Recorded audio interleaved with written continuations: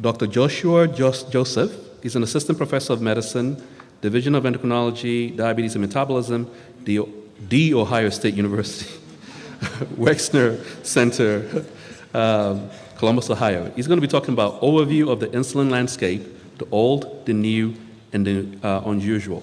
Some of you probably might remember Dr. Kwame Osei. That was in recognition of how he used to say the Ohio State University whenever he's here. Thank you so much. Thank you, Cindy. So good morning, everyone, or good afternoon. Yeah, it's good to see everybody. So we've been sitting for about 2 hours now, and any of you that follow me on social media or have seen some of my talks, you know, I'm a big believer in these lifestyle behaviors for both diabetes prevention and diabetes treatment. So what I'd like everyone to do before we get started is I'm going to take 30 seconds of the talk's time. And let's get up and let's do 5 jumping jacks, just so we can kind of stretch out for those who can, So we can stretch out and just kind of, all right. And I'm going to count them off for you, all right? All right, you ready? All right. 1, 2, 3, 4, 5. All right. That's just to get the blood flowing. Thank you so much for doing that. All right, it's been about 2 hours, so I just want to get everybody up for just a second. All right, so we have a pretest here. Now, do I click the button on the pretest? Okay, well, he's going to roll with the pretest. All right, so for patients controlled on glargine U100, expect blank dose of glargine U300 will be needed to maintain glycemic control. A lower, the same, or a higher.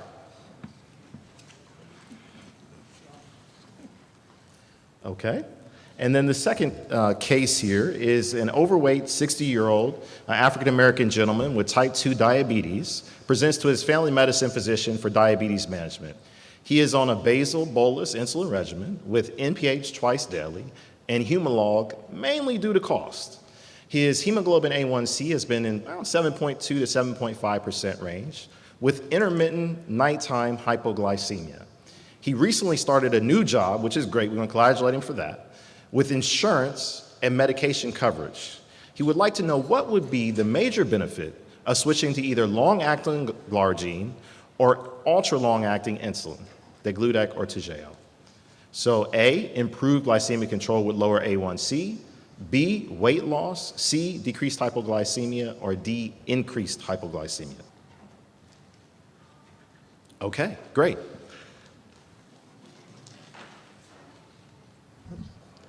So I have no financial disclosures. I am supported by the NIDDK as well as the Robert Wood Johnson Harold Amos Medical Faculty Development Program. My objectives are to go over the background of insulin and why we have insulin and exactly what it does. The old insulins as well as the new insulins, and we'll talk about basal insulins as well as rapid-acting insulins. We'll talk about a little about the unusual insulins. Those are things like U500 insulin, as well as these GLP-1 agonists, basal-acting insulin combinations, which you've already heard of from the prior presenters. Cost, which is a major issue in my clinic, and I know many of your clinics out there, as well as some of the frequently asked questions that I get as an endocrinologist from primary care providers and internal medicine providers. So there are 30 million Americans living with diabetes in the United States, and important for this lecture, 1 out of 4 people with diabetes use insulin. So I like to start with, you know, we've had insulin for coming up on 100 years now. And when we think about insulin now, we think about, okay, it's another thing that we use to treat diabetes. But really, insulin is a life-saving medication. And it changed the lives dramatically of millions of individuals living in this country and really across the world. This is JL. He was 3 years old, and he weighed 15 pounds. And this is JL just 3 months later, after the introduction of insulin in 1922. And you can see he's gained 14 pounds, and he's a normal kid. This really is the impact of insulin in people's lives. So let's start with when to start. So all patients with type 1 diabetes need insulin. In patients with newly diagnosed type 2 diabetes who are symptomatic, as you heard earlier, or have an A1C greater than 10% or 11%, as well as glucose levels greater than 300 milligrams per deciliter, we want to consider starting insulin, as well as those who are on monotherapy or dual therapies who aren't controlled. They're not getting their A1C to target. And lastly, I'd like to point out, and you'll hear more about this later, but insulin therapy should not be delayed for those who need it. So let's talk about some of the basal insulins, the old and the new. So the old and the new, we think about the pharmacokinetic profile, and we start with intermediate NPH insulin, and you can see there that there's a peak in the intermediate NPH insulin that occurs around 4 to 5 hours.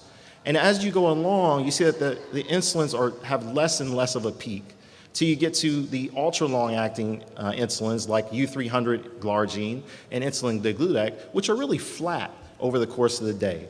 And that's really what you want out of a basal insulin. You want it to be as flat as possible. You want it to be that trickle, trickle, trickle out of the pancreas in someone who did not have diabetes.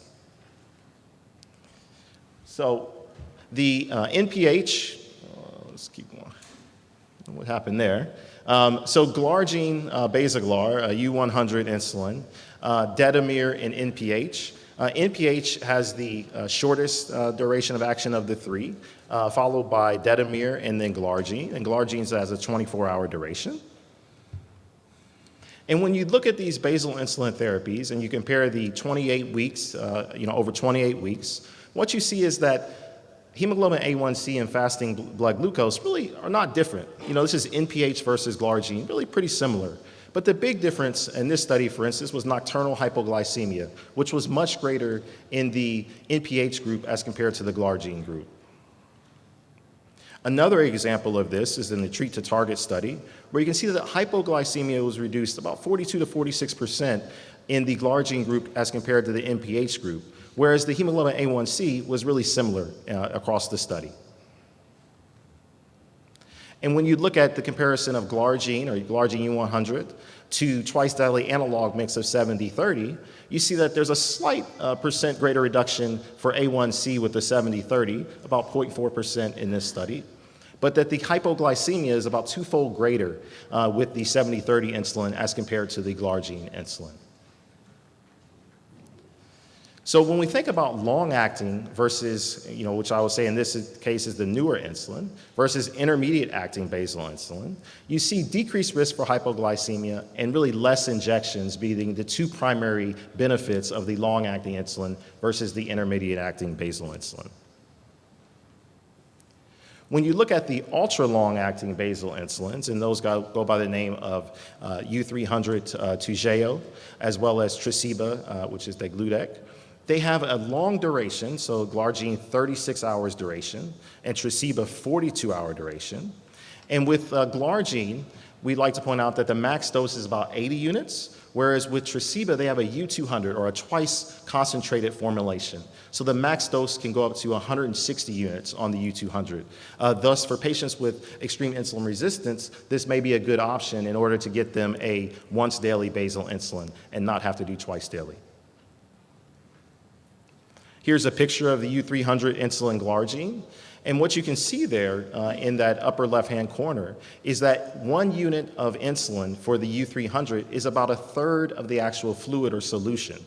So they actually concentrate it down. That's how you get that Toujeo or U300 insulin. With that, you can see that the profile is relatively flat across the course of the day, going out to 36 hours. And they do this through the smaller area actually lowers the release rate, and the larger the unit amount, the compactness of it actually leads to longer release. So when we look at insulin glargine U300 versus U100 and look at the pharmacokinetic and pharmacodynamic profiles, you can see that there's a higher peak for those with the glargine U100 compared to the glargine U300. Everybody can see that peak there.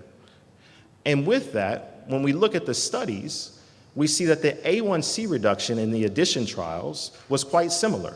So similar A1C reduction, but the hypoglycemia risk was much greater with the U100 compared to the U300, and specifically the nocturnal hypoglycemia. This is it for those who like pictures. This is it in a pictorial format. It took all the addition trials and combined them, and you can see a much higher rate of nocturnal hypoglycemia in the glargine U100 group compared to the glargine U300 group. Next, I'd like to talk about Tresiba, or insulin degludec. These are the insulin degludec pens. And for insulin degludec, in the inset there, you can see that it has much less peak than the insulin glargine, similar to U300. And in the trials, these are the begin trials, the A1C was really similar in all these all the different trials here. But what's notably different is, once again, the hypoglycemia risk is much lower, specifically nocturnal hypoglycemia with degludec versus glargine U100. This is the Switch 2 study where they looked at degludec versus U100 glargine. They put people on the insulin for 32 weeks and then crossed them over to the other insulin. So you got some exposure on U100 as well as some exposure on U300. And with that, what they showed there was that any symptomatic hypoglycemia was less with degludec. Nocturnal symptomatic hypoglycemia was less with degludec. Severe hypoglycemia, and so this is really important because these are events where someone is requiring third-party assistance, so someone else is having to either inject glucagon or they're requiring an emergency vehicle to help, was much less with degludec versus insulin glargine. And lastly, in the DEVOTE trial, which looked at degludec versus glargine U100, they looked at, and this is, we talked a lot about CVOT trials earlier. This was a CVOT trial of degludec, where they're trying to examine for cardiovascular outcomes. But what I want to point out here was that when we looked at severe hypoglycemia in this trial, it was 40% less. The nocturnal severe hypoglycemia was 53% less. The glycated hemoglobin was similar. And fasting plasma glucose was just slightly lower in the degludec group versus the glargine group. So when we think about that, those last few slides, we have ultra long-acting versus long-acting basal insulin. There's a decreased risk for hypoglycemia. There are less injections specifically for degludec because you can give more insulin with degludec compared to U100 or U300 glargine. And those are two of the major benefits of the ultra long-acting insulins versus the long-acting basal insulins.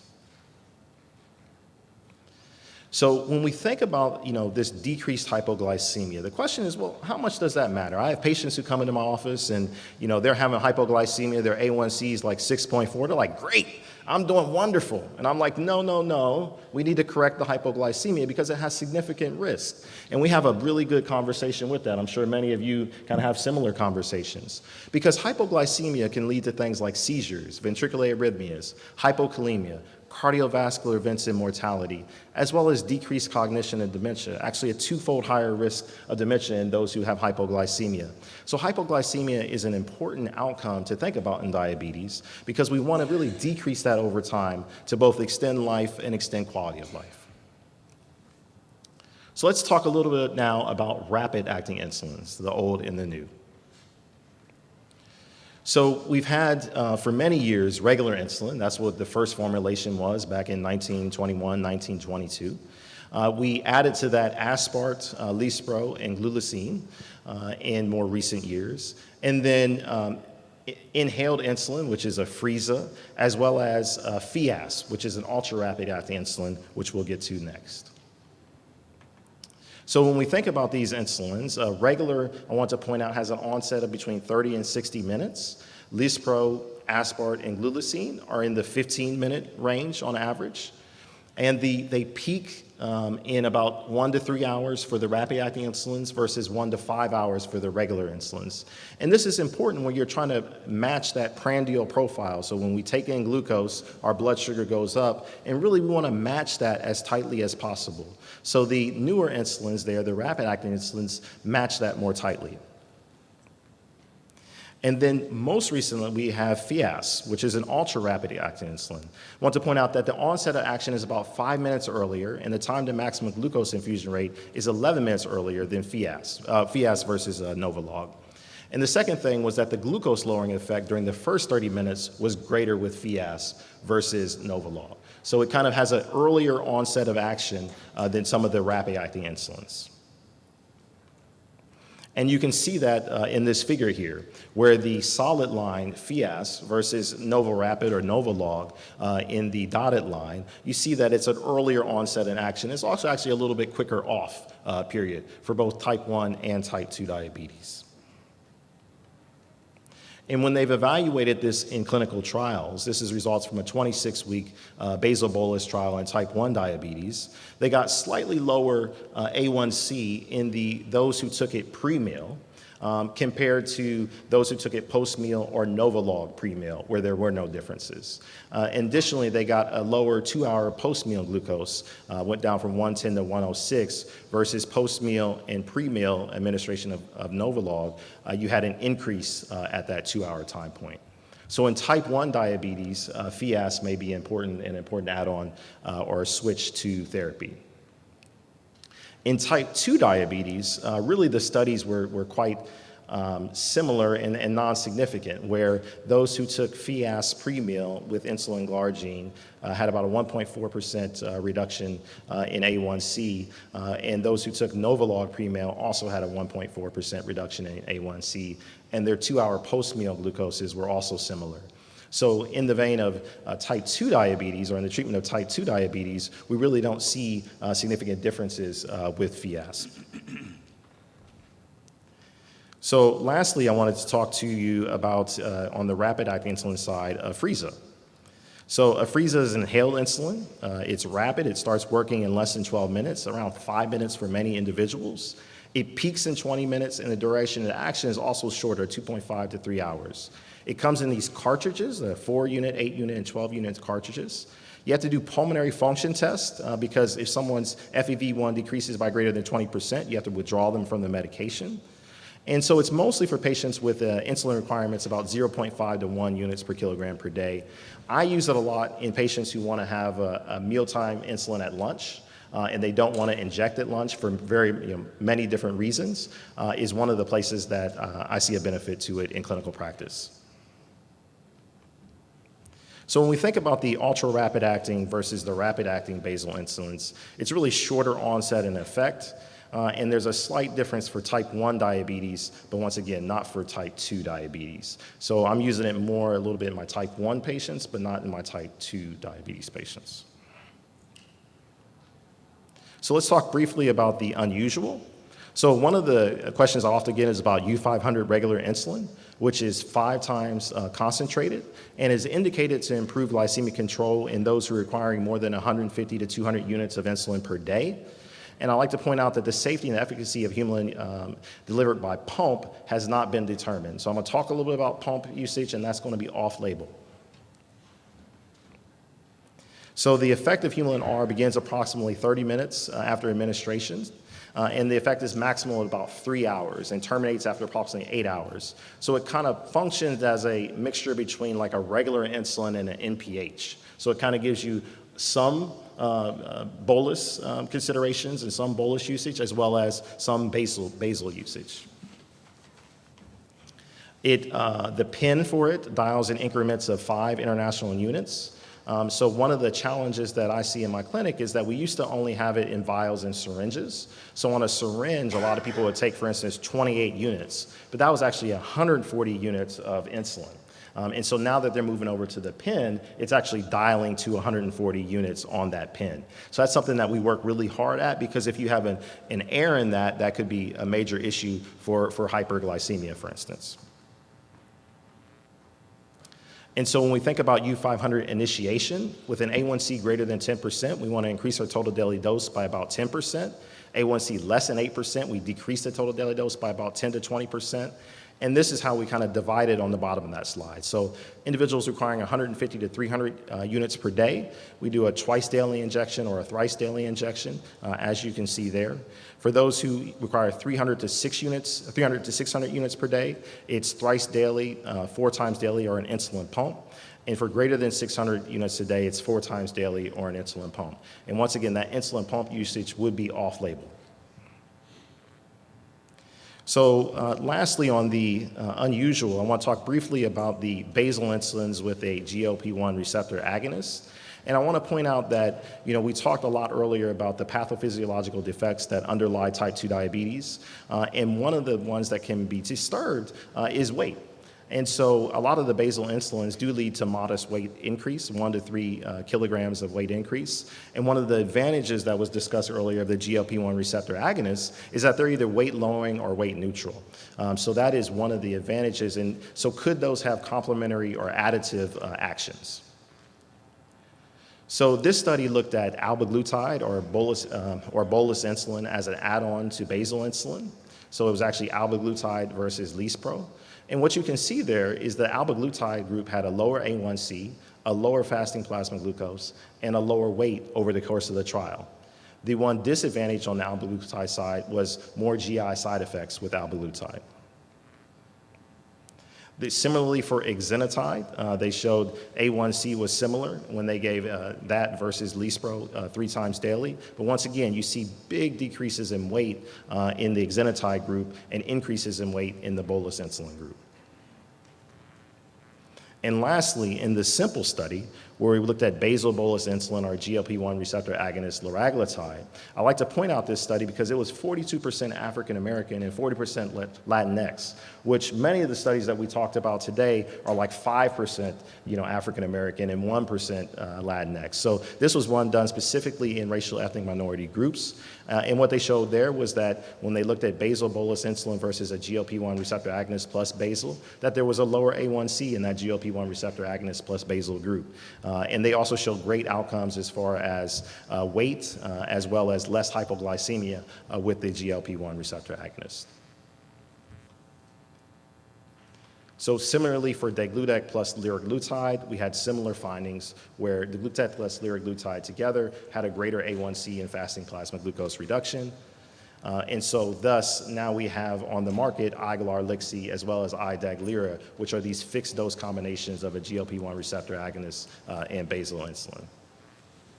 So lastly, we'll talk briefly about cost. So cost is a major issue, and you can see from 2012 to 2016, the rising cost of insulin over time. You can also see, very importantly, the out-of-pocket costs. So these are Part D Medicare payers have just been drastically increasing over time. And with that, it's important because it leads to diabetes medication underuse, including insulins. And most predominantly in African American and Latinx populations do we see the greatest amount of medication underuse. This leads to stories, as you see every day on the TV. This one, insulin's high cost, leads to lethal rationing, where individuals are dying secondary to rationing their insulin. So cost is a major issue. Great news on the horizon there is that Abalog actually went down in price from 2018 to 2019, as well as Humalog went down from $338 to $126 for a carton of 5 pens. And when we think about a per unit base of cost of insulin, Humalog, I point out, is 7 cents per unit, Novolent NRR 2 cents per unit, and 70/30 insulin is only 2 cents per unit as well. So there are some cheaper alternatives out there to use in some patients that cost is a major issue. So frequently asked questions, so starting insulin in type 2 diabetes. So 0.2 units per kilogram is a safe place to start. Treating to target, and then the ACE algorithm. I'm not going to show you the 88 algorithm because you've seen it 4 times now, but this is the ACE algorithm, and it's really similar to the ADA algorithm, where you really want to think about, for those with the A1C greater than 8%, 0.2 to 0.3 units per kilogram. So another question I get is around twice daily basal, and we consider that when there's a large dose, when you need to individualize based on patient patterns, when there's AM hypoglycemia, and for patients that Tresiba U200 is not covered and they need a large dose. And these are some conversions that I want to have. I just want to point out one, and that is for patients controlled on Lantus, expect a higher dose, about 10 to 18% higher dose of glargine U300 is needed to maintain glycemic control compared to U100. So often we have to go up a bit on the dose of Toujeo or glargine U300 to maintain control. My last slide is that self-management really is essential to optimizing health for individuals with diabetes. And we talk about this a ton in clinic, but there are definitely key self-care behaviors for type 2 diabetes, and one of them being taking medication, another being active, another healthy eating, healthy coping. But these all live in the spectrum of the social determinants of health. So, I get patients, for instance, who are homeless in my clinic that no one has assessed them for homelessness, who people are stealing their syringes and using them to inject for other things. So you have to address and assess the social determinants of health when you treat people with type 1 diabetes. Thank you so much.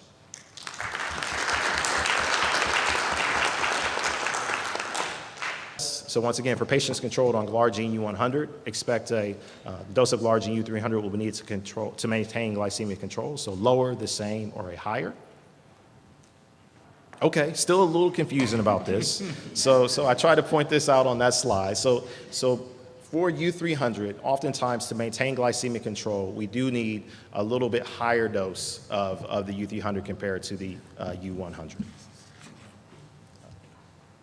And so this one, we had the overweight 60-year-old African-American gentleman with type 2 diabetes presenting to the family doc for diabetes management. He's on basal bolus insulin regimen with NPH twice daily and Humalog mainly due to cost. A1C 7.2 to 7.5%. With intermittent nocturnal hypoglycemia. He recently started a new job with insurance. He has medication coverage. He's asking about switching to long-acting or ultra-long-acting insulin. What's going to be the major benefit for him? So we have improved glycemic control, weight loss, decreased hypoglycemia, or increased hypoglycemia.